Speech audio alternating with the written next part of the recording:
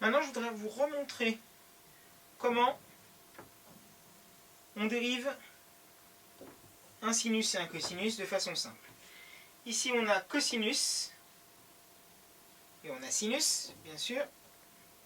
Donc ici, on va considérer qu'on a moins sinus et ici moins cosinus. Et on va tourner d'un quart de tour quand on va dériver.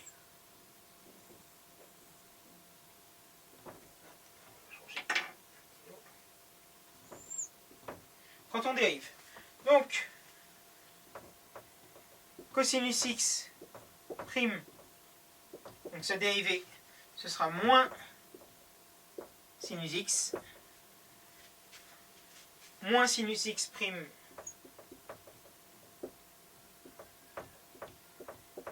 sera égal à moins cosinus x,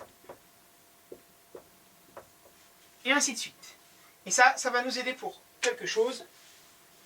En fait, lors des oscillateurs, dans oscillateur, il y a oscillation, et ça a une équation horaire bien spécifique. Dont je vous avais parlé à l'époque. Donc, x en fonction de t est égal à xm multiplié par cosinus de 2pi sur, donc là ce sera t0 multiplié par t plus phi. Donc phi c'est toujours ce qu'on appelle la phase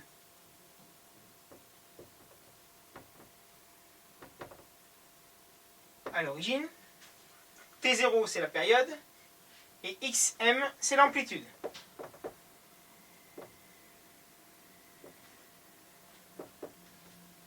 Que ce soit du ressort ou de θ. Donc, x, c'est une position. Une position en fonction du temps.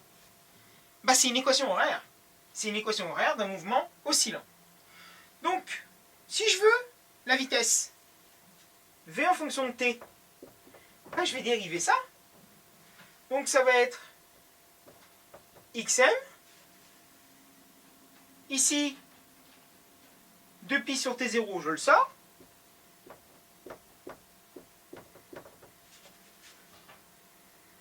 Puisque je le sors toujours, quand je dérive le cosinus, je sors, par exemple, si vous avez cosinus prime de 2x,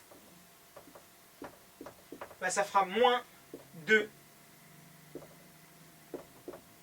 sinus de 2x, sa dérivée.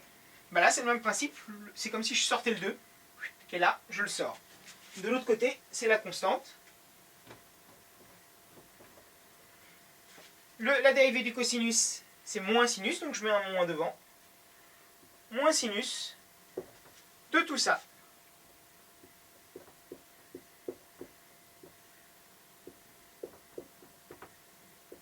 Et bien sûr, je peux calculer si on me donne la phase à l'origine, si on me donne t0, si on me donne t égale 0, par exemple, je peux dire quelle est la position initiale, quelle est la vitesse initiale, si t égale 0, par exemple.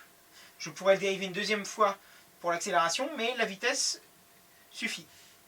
Voilà. Et ça, généralement, c'est la solution de ce qu'on appelle une équation différentielle.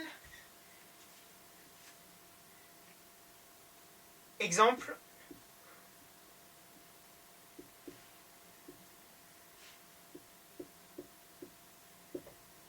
Ça, c'est une équation différentielle. Mx point point plus kx égale 0. K, c'est la constante de raideur du ressort. X, c'est la position. M, c'est sa masse. Et x point point, en fait, c'est juste une autre façon de noter dérivée seconde de x par rapport au temps.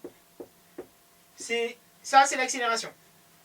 Donc il faudrait qu'on dérive encore ça, tout simplement, une deuxième fois, pour pouvoir l'inclure là-dedans.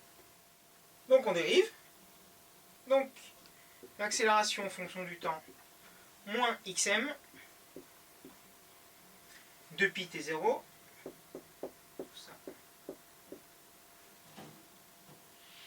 je ressors de pi t0, donc ça je le mets au carré.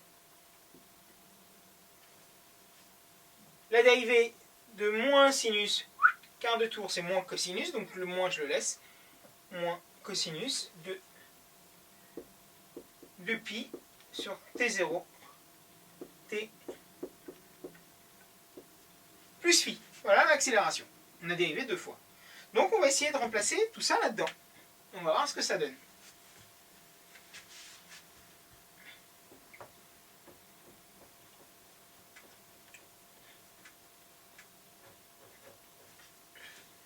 Je fais ça.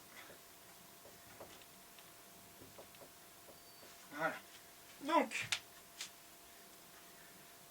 ça nous donne m facteur de ce qu'on avait trouvé tout à l'heure. Donc, pour l'accélération, on avait trouvé moins xm multiplié par 2pi sur t0, ça au carré, cosinus de 2pi sur t0, t plus phi. Je ferme la grande parenthèse. Plus k facteur de x, donc xm cosinus de 2pi pour t0, t plus phi. Voilà. Et regardez, tout ça, bien sûr, à la fin, j'ai oublié, égale 0. Donc, j'ai ça. Et bon, on l'a là.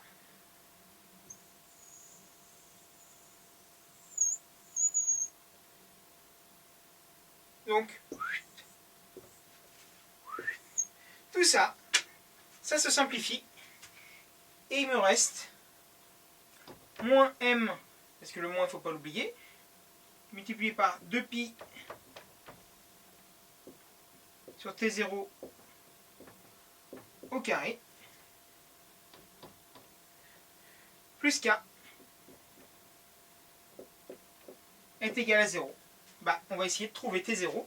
Donc, k va devenir moins k, donc les moins vont s'annuler. On aura m 4pi carré sur t0 carré égale k. Donc, donc t0 je vais le faire passer en haut et k je vais le faire passer en bas. Donc on aura bien t0 au carré que je passe là est égal à m 4pi au carré sur k.